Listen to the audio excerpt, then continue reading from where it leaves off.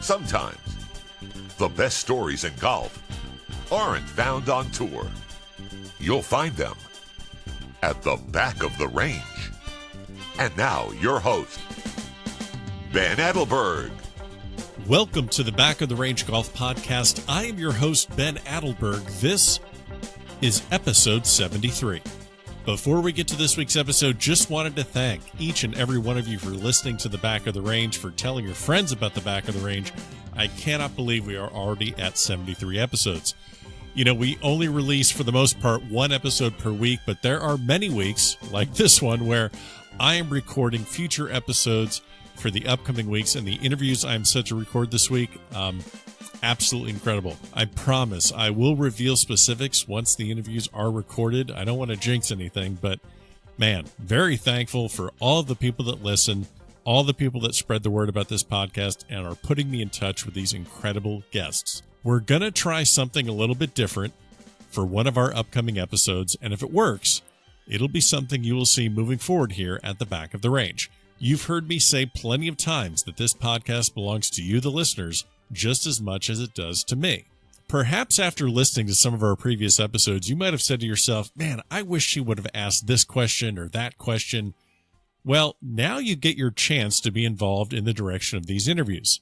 Next week, I'll be recording an interview with the 2018 United States Mid-Amateur Champion, Kevin O'Connell. For those of you that might not know his entire story, Kevin was almost set to leave for European Tour Q School and make another run at professional golf. But when he got to the U.S. Mid-Am at the Charlotte Country Club, he played well and then made match play and kept winning and winning until the trophy was his and all of the perks that come along with it. He played in the Masters this year. He's heading to Pebble Beach to play the U.S. Open. And after that, well, I'm not sure yet. Hopefully, I'll find out more about his plans for the rest of the year during the interview. Have you ever wanted to ask a USGA champion a question about their golf game? Or perhaps what it's like to play in the Masters? Or what it's like to be on the short list to make the Walker Cup team? Well, here's your chance. Submit your question via email or DM it on Twitter or Instagram or Facebook. Hell, give me a call if you want to. I don't care. All of the information on how to get in touch with me, it's available in the show notes of this episode, and it's also available at thebackoftherange.com. Now, you know we like rewarding our listeners with some swag, and our friends at the USGA and Seamus Golf wanted to get in on the action as well. So, send in your questions. If some of the questions make it into the episode, which I know they will, we will send you some Back of the Range swag, whether it's a hat or a towel or an alignment stick. We have other stuff coming in as well. And someone's going to get a U.S. Open Pebble Beach engraved bag tag from Seamus Golf and the USGA.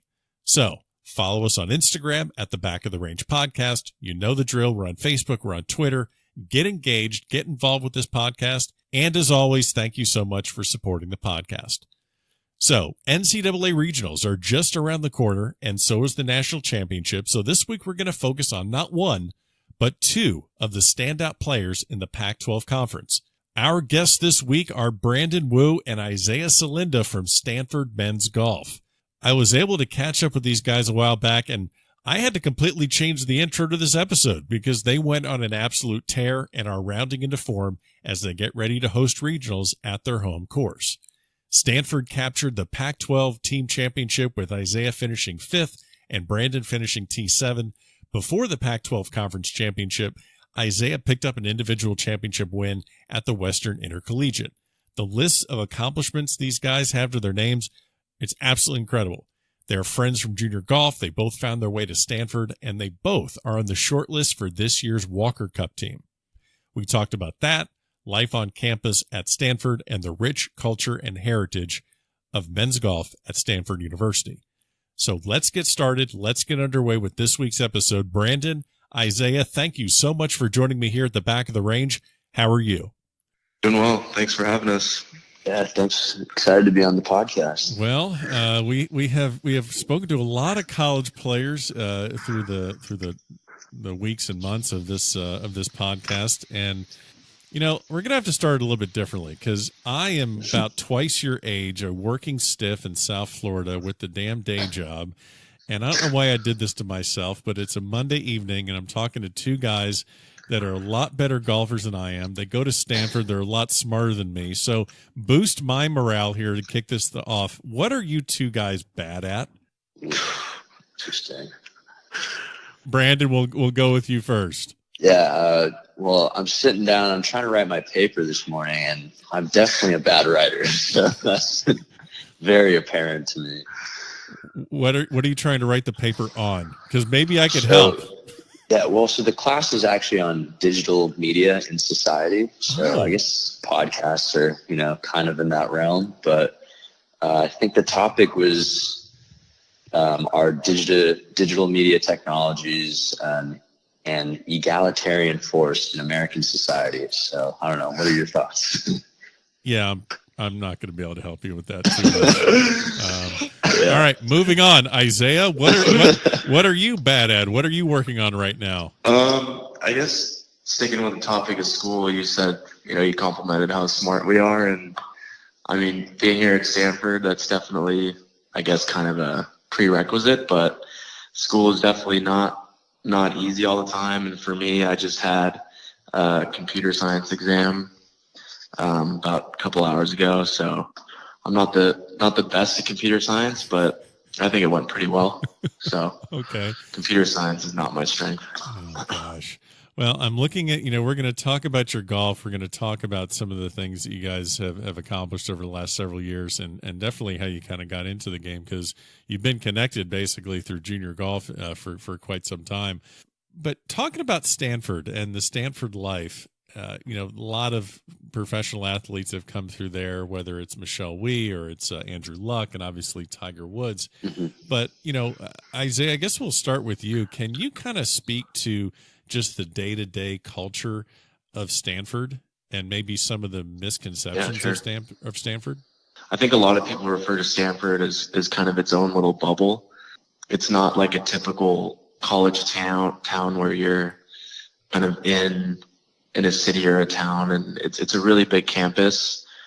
A lot of people like doing their own thing, walking around, and I think part of the culture is a big part of it is people always feel the need to stay busy, and people are always staying busy with their schedules. And there's always like a need to be kind of productive and efficient in what you're doing, whether it's your schoolwork, your athletics, or your work. So it's cool to be a part of, though, and it's inspiring to see like what everyone else is doing here and to kind of exchange stories with people we live with or people we meet on campus. Brandon, I'm going to kind of pivot on this as well. You're surrounded by, obviously, Stanford D1 powerhouse in just about every single sport. You're surrounded by people from all walks of life. And just like you said, whether it's computer science or medicine or anything else, business, it probably can be quite intimidating to be on that campus knowing that no one really cares how good you hit a golf ball at a place like that.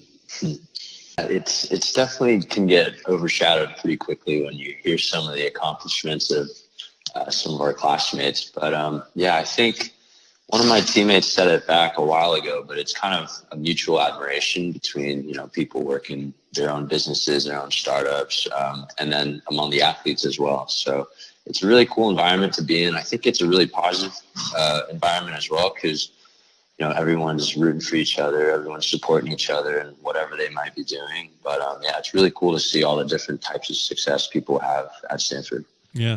Now, you guys grew up playing junior golf together. Obviously there had to have been some sort of a rivalry at some point, but then also, the friendship forms and you guys end up at the same school together. When did you guys not just start seeing each other in the junior golf ranks, but when did the friendship kind of begin? I would say it started pretty early on in junior golf. Northern California has such a strong junior golf scene with a lot of really good players, and the best players kind of easily rise to the top. And Brandon and I were two of them. So playing with each other quite a bit in tournaments was fun, and then the friendship kind of started from there. So, and Isaiah, you had the kind of the ability, and I guess one thing I wanted to kind of hit on is we were talking about Stanford, talking about, that transition of getting to that university and starting at such a demanding institution. was it always kind of a goal to get yourselves into that kind of position where the academics are just as challenging, if not more so, than the athletics? Yes. So I think although we started at junior golf together, our paths kind of diverged maybe end of middle school, beginning of high school. So I was on the East Coast. I had lived in Beijing actually for a little bit, and then I ended up going to boarding school on the East Coast. I would come back to California to play golf tournaments still over the summer, because that's kind of where I felt most at home, and we still kind of live there during the summers. So that's kind of how we were able to stay in touch that way. But yeah, we were always good buddies from a young age. But then, yeah, for me especially, I thought I really wanted to find a place where I'm not kind of choosing golf or academics, and Stanford was obviously the kind of best option in terms of you don't have to sacrifice one for the other, and you can kind of pursue both at a really high level. So for me, that made the most sense to me. So when Coach Ray started recruiting me, that was definitely a no-brainer. And I guess, you see college players that may leave early, to go try their luck in the professional ranks. I'm assuming for both of you going to Stanford, I'm assuming that was never an option. I shouldn't say option. I'm assuming that was never a goal. I mean, I would say your goal probably was spending the entire 4 years at Stanford, or am I wrong with that? No, you're definitely right. I think when you choose to go to Stanford, like, you embrace really the challenge of balancing school and athletics. And for us, we haven't, I guess in our program's history, we haven't had many golfers leave early to turn pro. I can only think of maybe one, Patrick Rogers, I think. But for me, yeah, pro golf, even coming into Stanford, was always in the back of my mind, but it wasn't necessarily a goal of mine, and I didn't really choose to pursue it until probably last summer. But it's cool to have the opportunity to pursue my degree and also try to play professional golf. And your degree, when I did a little bit of research for this episode, I see your degree, which I've never heard of a degree or a program like this, because, I think mine was business and keg stands. But your major is science, technology, and society. Give me the elevator pitch. Correct. Give me the elevator pitch of this program, some of the things that you cover. Yeah, so Stanford has a lot of kind of fancy names for its majors, and science, technology, and society it's an interdisciplinary major that covers a ton of different subjects and fields. So I take a combination of classes in like the science and engineering departments, and also the social science and humanities departments. So like this quarter, I'm taking a computer science class, 2 communications classes, and an engineering class. So it covers a wide range of topics, and it's good. It's kind of like a very Silicon Valley type major, so it's a good major, I think. And what is probably going to help you with the ladies more, the degree or the golf? Like, if you start just dropping science, technology, and society, is that getting you phone numbers, or is it the golf? I don't know. I haven't really tried that yet. So either one, or what are you doing? It could be a good experiment. Yeah, I don't know. That's a good question. Okay. The golf hasn't helped him out too much, so you ought to try the science, technology, and society next. All right. I figured that this episode would dissolve into a little bit of banter and shit talking, so I'm glad that Brandon has fired the first bullet in that. Yeah. Brandon, I've heard that there's at least 7 or 8 different types of hair care products that you have on you at all times. Has it always been like that since junior golf, or is that something you just kind of started once you've moved to California and, more access to products? So the long hair was definitely, I felt like an East Coast thing for me, because, I get to go to school in Massachusetts, and all these hockey players and lacrosse players are all talking about their flow, and everyone has this long hair. And I was like, well, I guess it'd be cool for golf as well. Yeah. So I started growing it out. The more time I've spent in California, it's actually gotten shorter and shorter just because it's too hot. But yeah.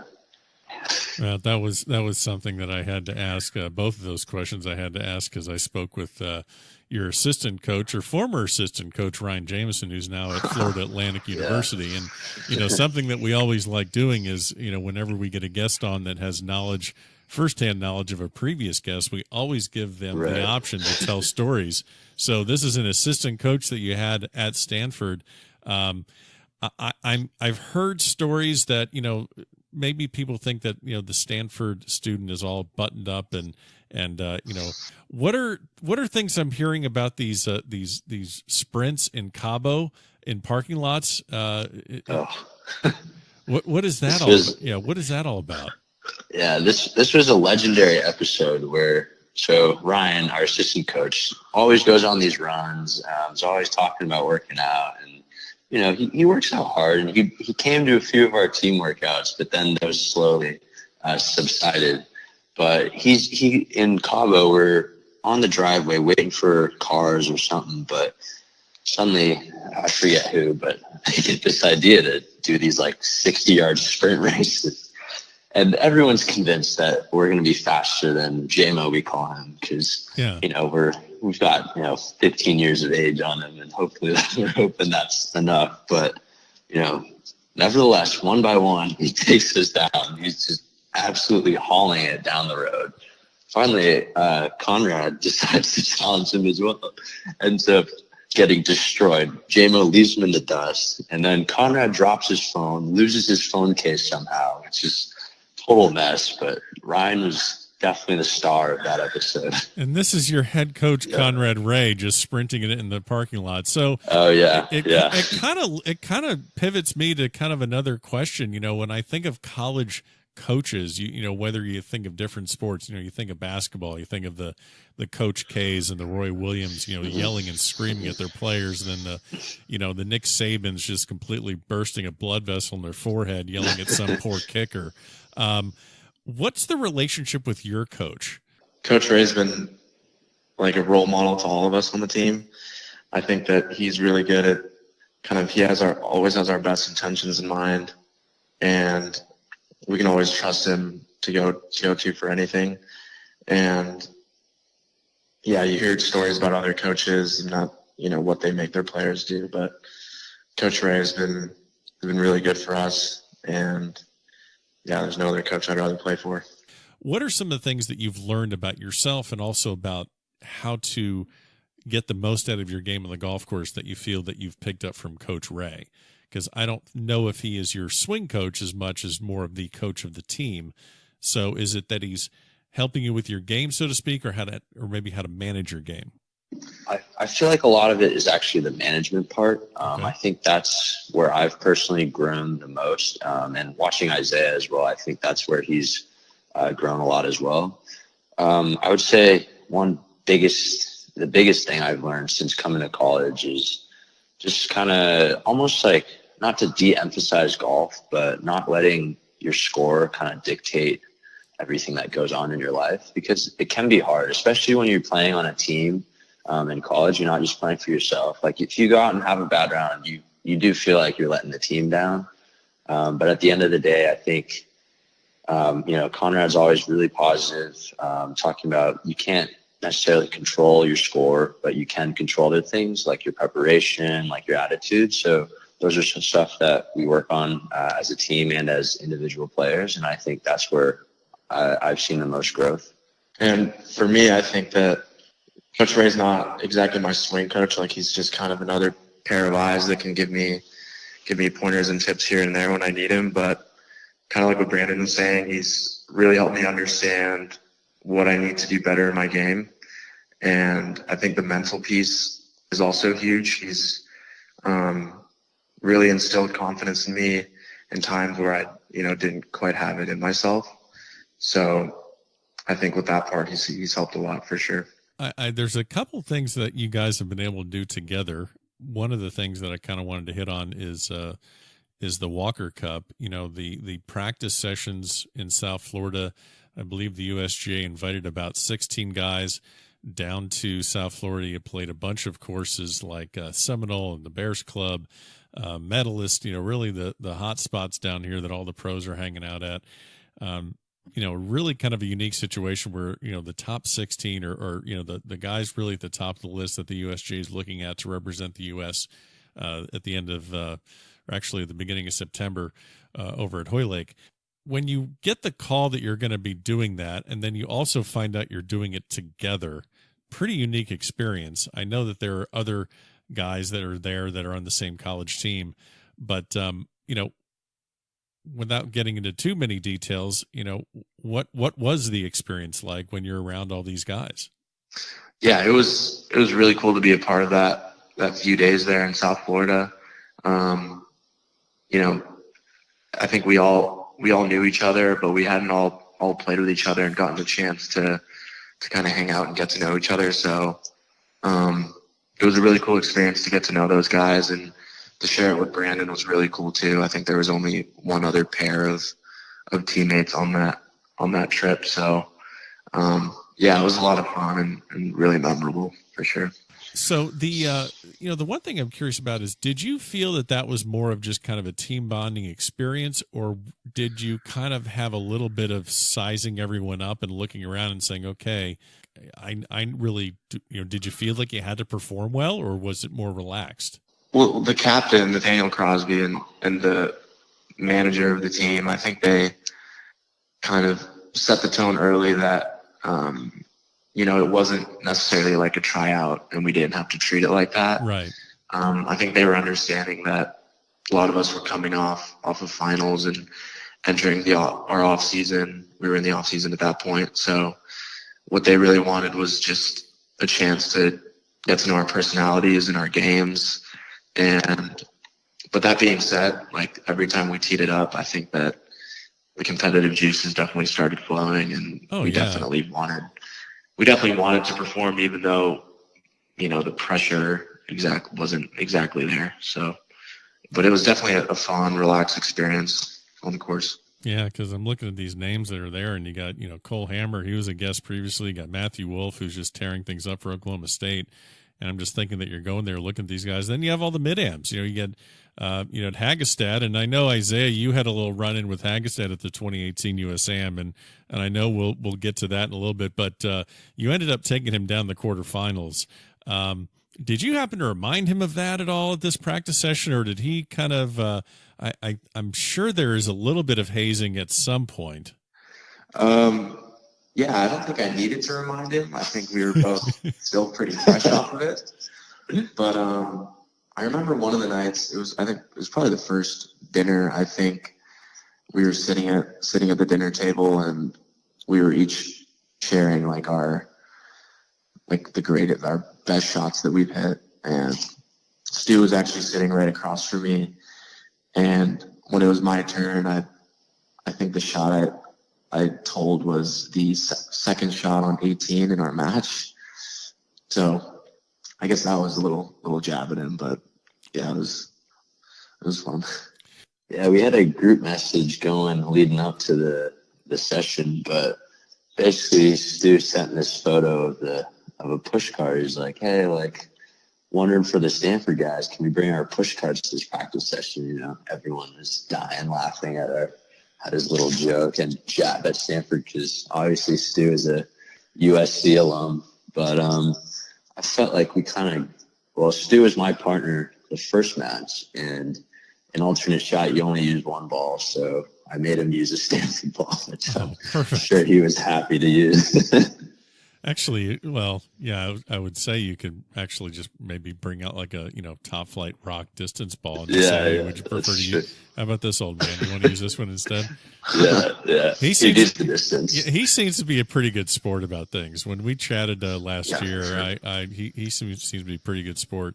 Who did you? Maybe you both can answer this question independently, but who did you come away with that maybe you kind of knew a little bit, but got to know a little bit more and was maybe not so much as impressed with their game, because I think everyone there can flat out play, but maybe someone you came around and I didn't know what to expect with that guy, but yeah, he's pretty solid.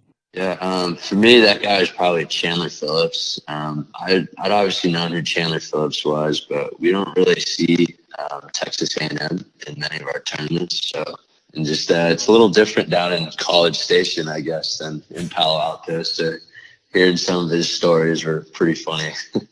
I was gonna say for me, that's kind of a tough choice because everyone was really impressive. But I got to room with Bryson Ember, who plays at Clemson, and yeah, we got to know each other a little bit, and he's a really good guy and a really good player.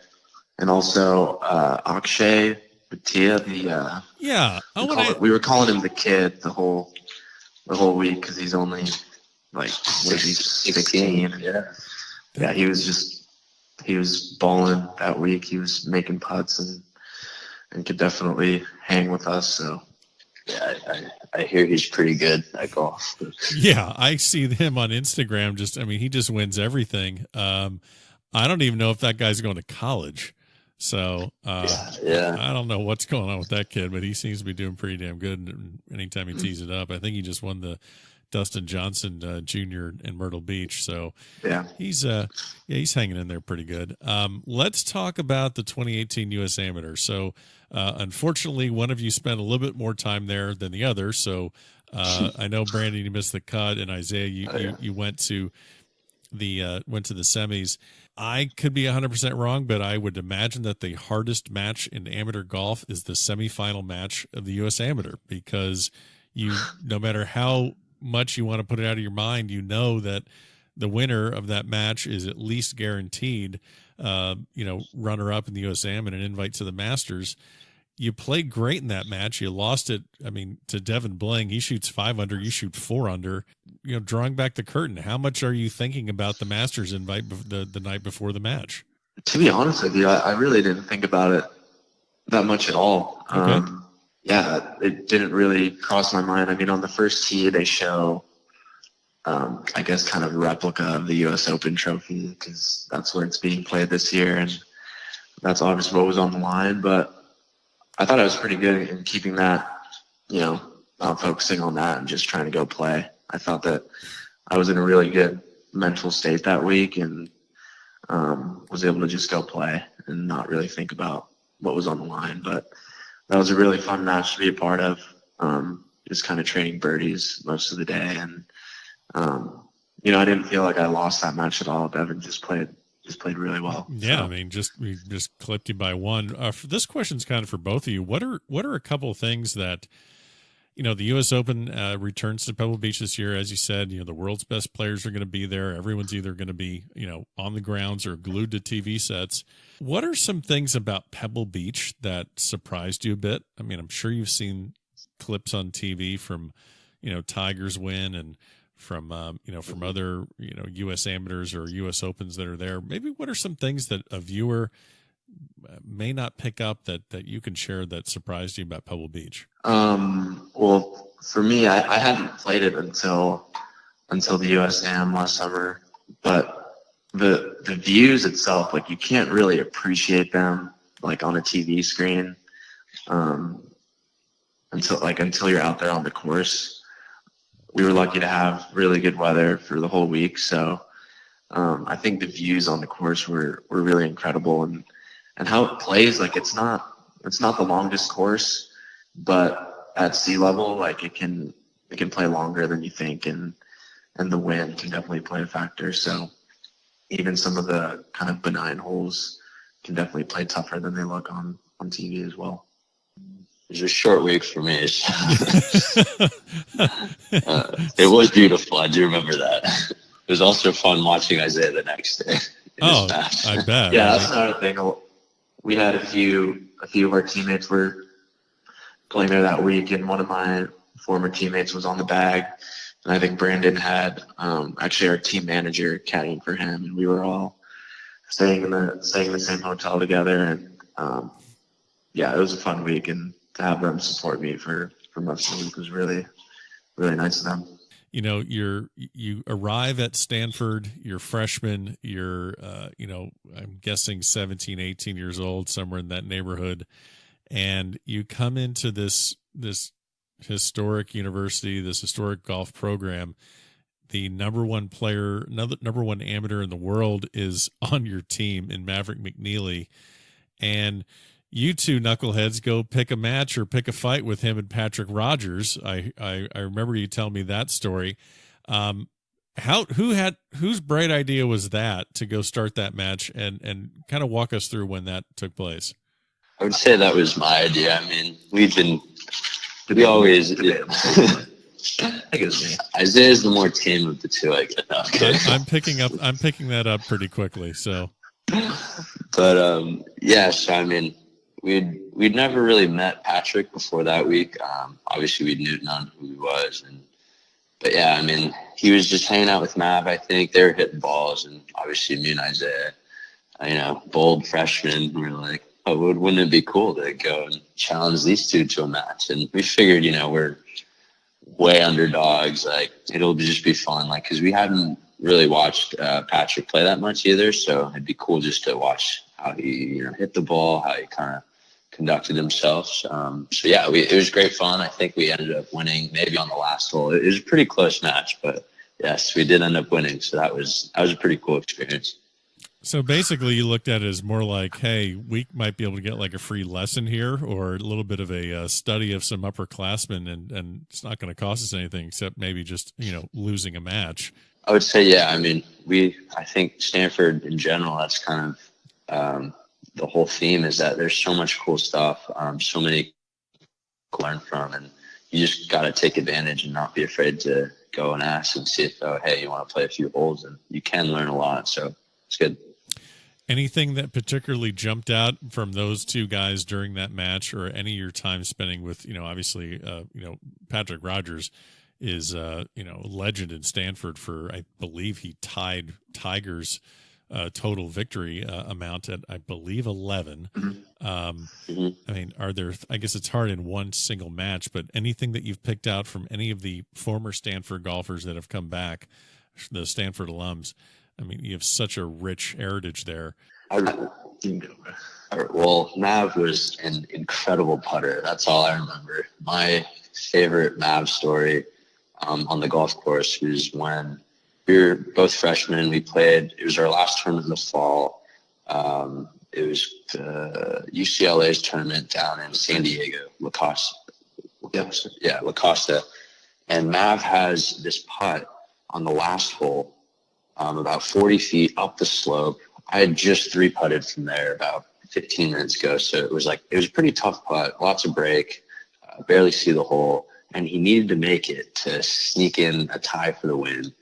And he just steps up and buries it. And it was I was so amazed, because I was like, how did he just do that? But yeah, that was kind of the theme whenever we were playing with him, and when he was playing well, like, putts that you didn't think he could make, he would make. So pretty incredible. Yeah. I think he made like 3 long-range putts at the end of that round to time for the win. So pretty incredible.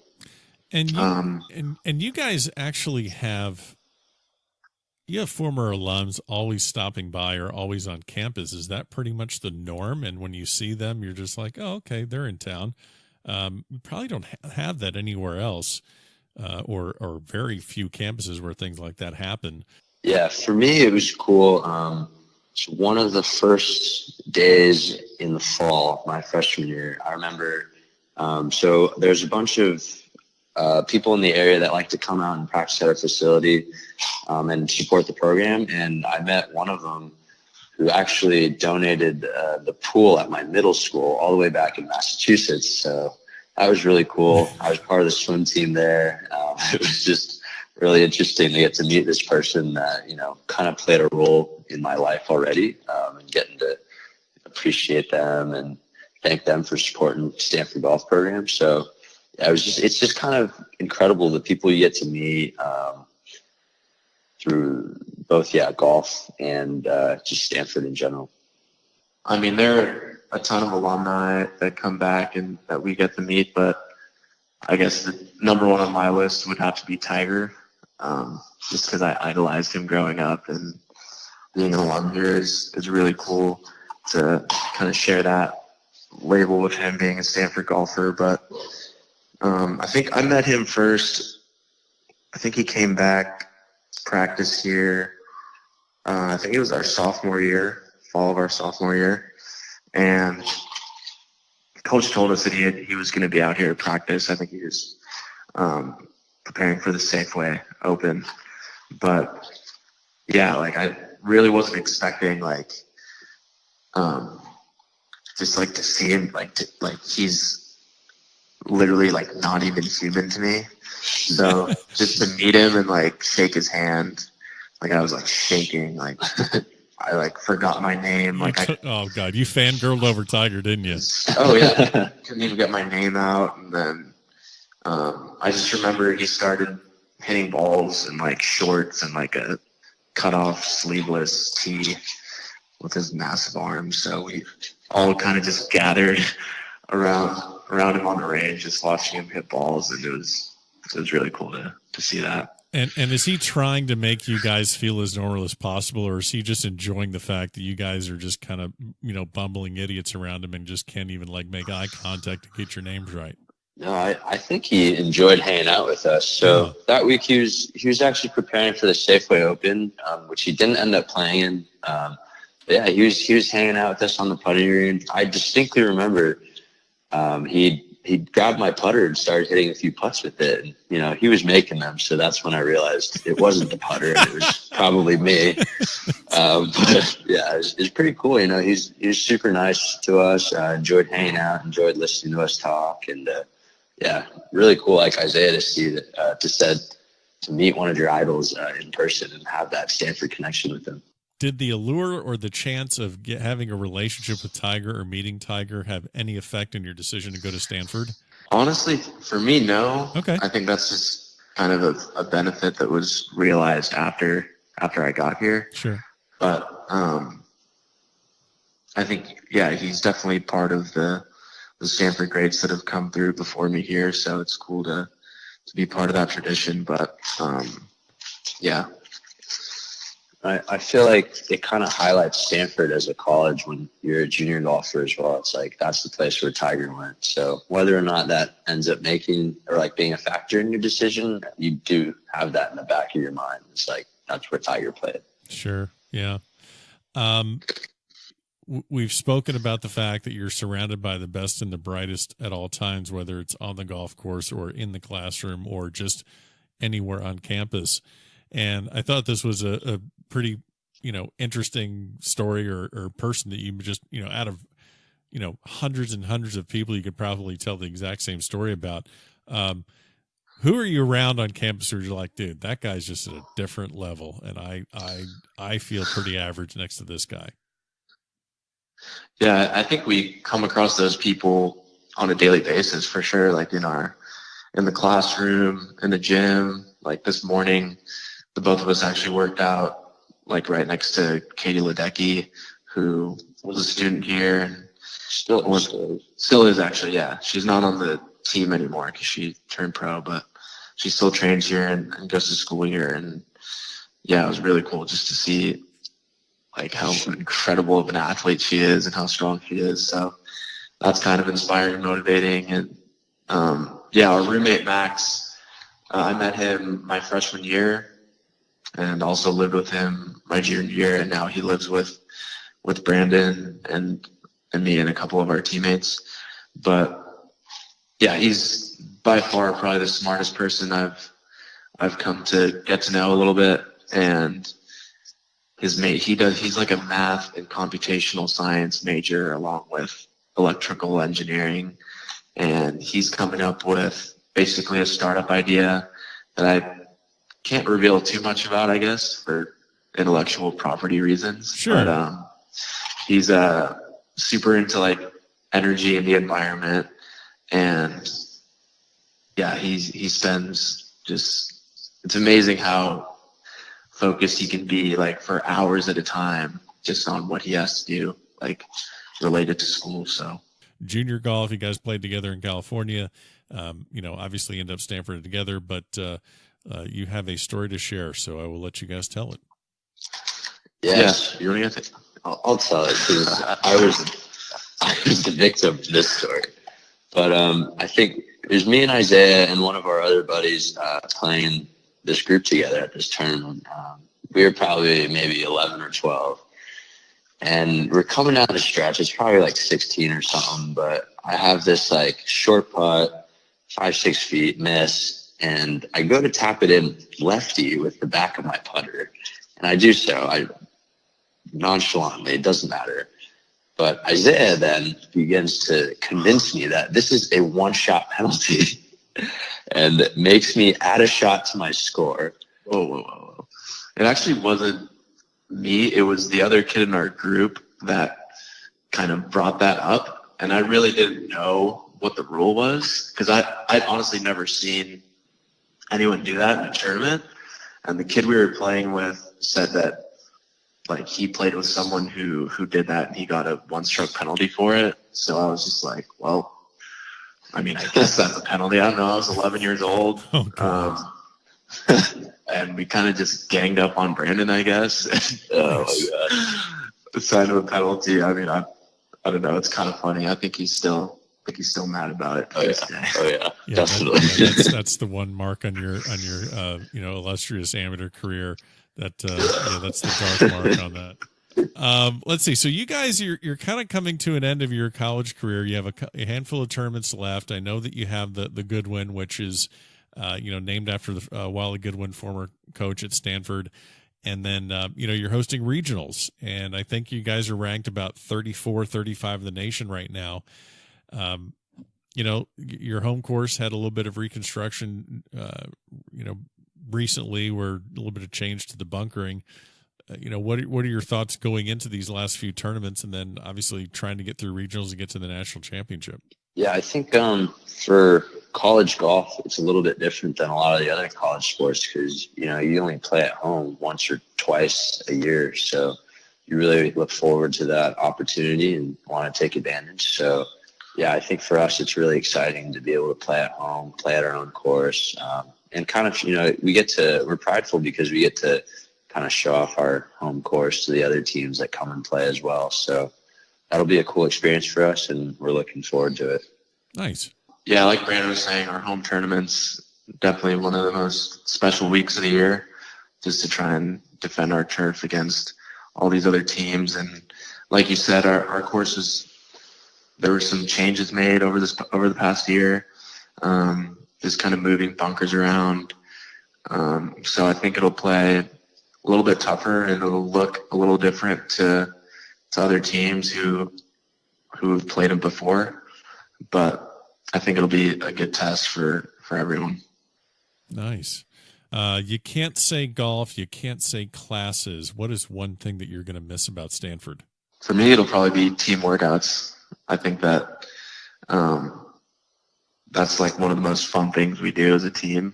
I think fitness is something that our team takes very seriously. And I think the energy that we have in there is really fun to be a part of. We're like always screaming and pumping each other up in whatever we're doing. So I think that's something I'm going to miss, like when I leave, and really just being around the team and, just like team dinners and things like that. Just having a group of guys that you can always hang out with and talk to. For me, that would definitely be just living with all your friends. It's you get to just walk downstairs and hang out in your buddy's room, and everyone's living so close with each other. So that's super fun, and I think that will be missed when we kind of go our separate ways after college. And people are working all over the U.S. That might be a little tougher to see all your buddies, but yeah, it's been super fun. Last question I'm going to ask you both. You're writing a book, and one of the chapters is Don't Do This by Isaiah Salinda and Brandon Boo. And you could be like, that could be have anything to do with classes or golf or any of your experiences, some of the mistakes you've made. I know. Don't do this. Like, you're talking to junior golfers that are going to go play college golf. Don't do this. I guess one thing that comes to mind for me is earlier this fall, we had a tournament at Muirfield Village, and I showed up to the tournament for the practice round day. We're hitting balls on the range, and I go to pull out my 9-iron, and it wasn't in there.